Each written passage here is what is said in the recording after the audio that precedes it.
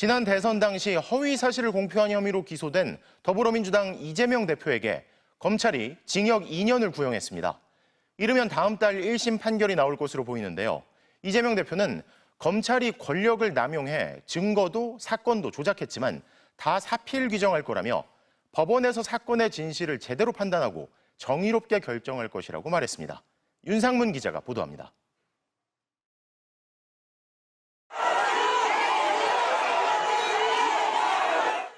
법원에 나온 이재명 더불어민주당 대표가 지지자들과 민주당 의원들 앞에서 검찰을 작심 비판했습니다.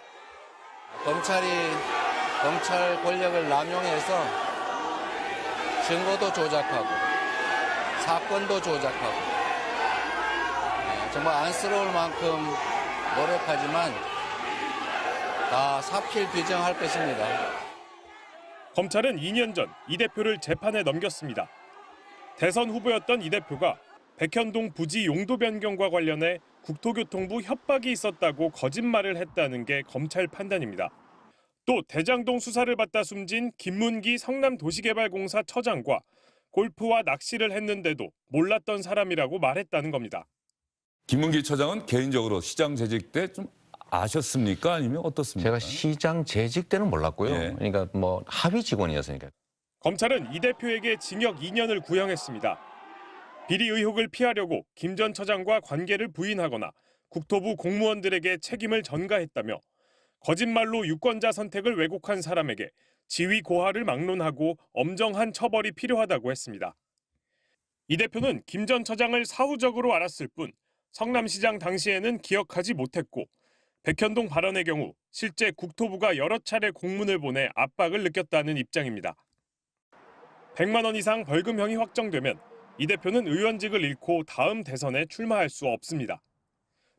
민주당도 보전받은 대선 비용 434억 원을 반환해야 합니다. 하지만 무죄가 나오면 민주당이 주장해온 야당 죽이기 검찰 수사가 설득력을 얻으면서 이 대표의 정치 행보도 힘을 받을 것으로 보입니다. 이 대표는 대장동 특혜 의혹 등 3개 재판을 더 받고 있는데 이 가운데 위증교사 혐의 재판도 이달 30일에 마무리돼 이르면 다음 달 1심 선고가 잇따라 나올 것으로 보입니다. MBC 뉴스 윤상문입니다. 인천 청라 전기차 화재가 외부 충격으로 배터리가 손상돼 발생했을 가능성이 있다는 국립과학수사연구원의 감정 결과가 나왔습니다.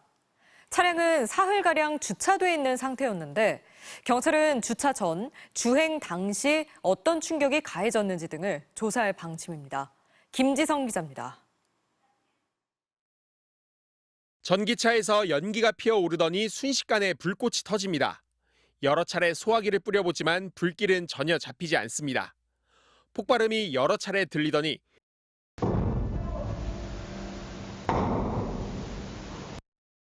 불길이 삽시간에 퍼져 나가기 시작합니다.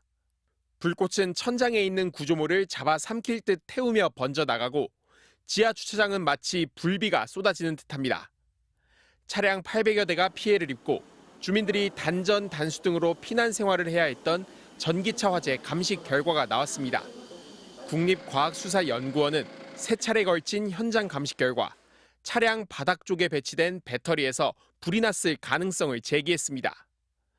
차량 아래쪽에 외부 충격이 가해져 배터리 팩 안에 있는 셀이 손상됐고 배터리 셀 안에서 양극과 음극을 서로 통하지 않게 하는 분리막, 절연체가 손상돼 불이 났을 개연성을 배제할 수 없다는 겁니다.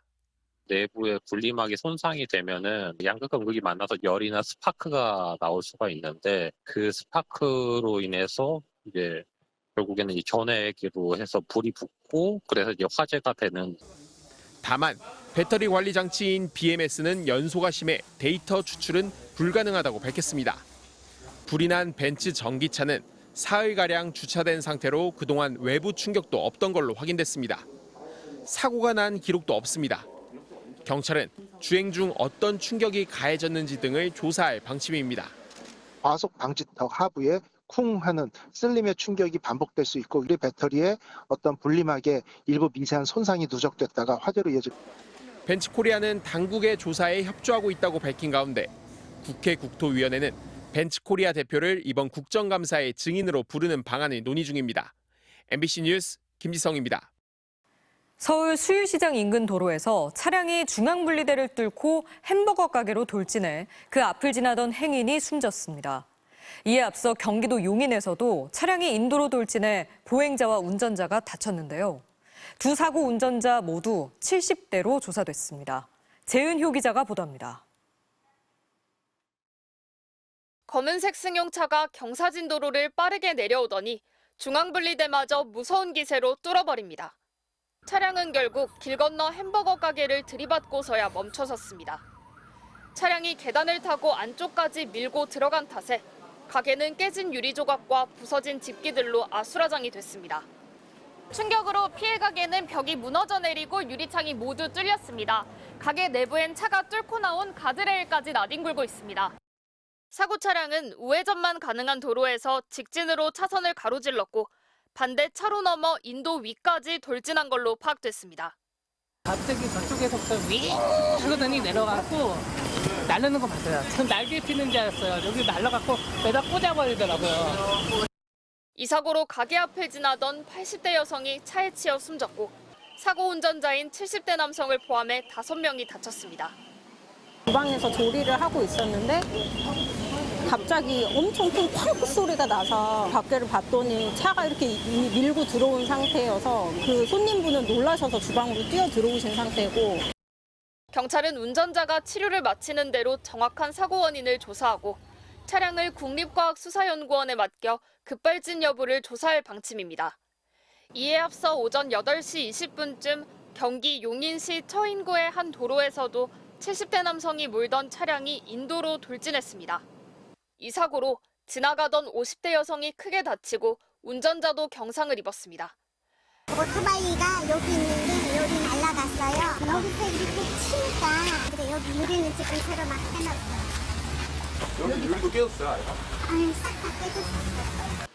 경찰은 아파트 단지에서 갑자기 나타난 차량을 피하려 방향을 틀다 사고가 났다는 운전자 진술을 토대로 정확한 사고 원인을 조사 중입니다.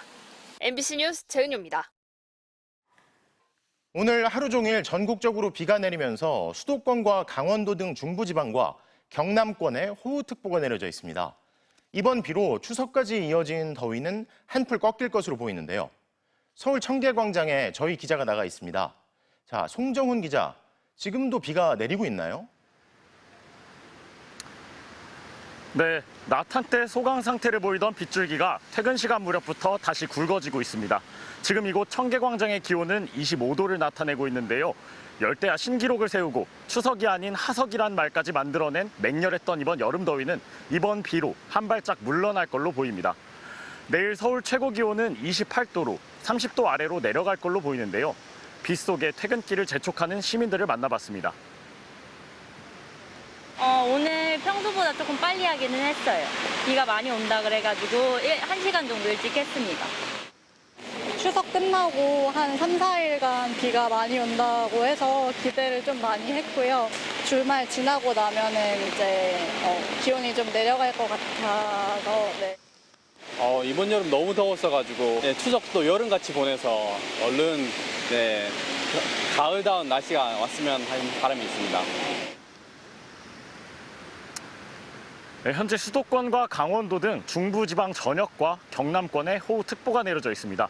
특히 강원도를 중심으로 시간당 30mm 안팎의 매우 강한 비가 내리고 있는데요. 내일까지 전국 대부분 지역에 돌풍과 천둥 번개를 동반한 강한 비가 내리는 곳이 있어 주의가 필요합니다. 비가 그치고 나면 전국 대부분 지역의 낮 기온이 30도 이하, 최저 기온은 20도 이하로 떨어지면서 일교차가 커질 전망입니다. 지금까지 서울 청계광장에서 MBC 뉴스 송정훈입니다.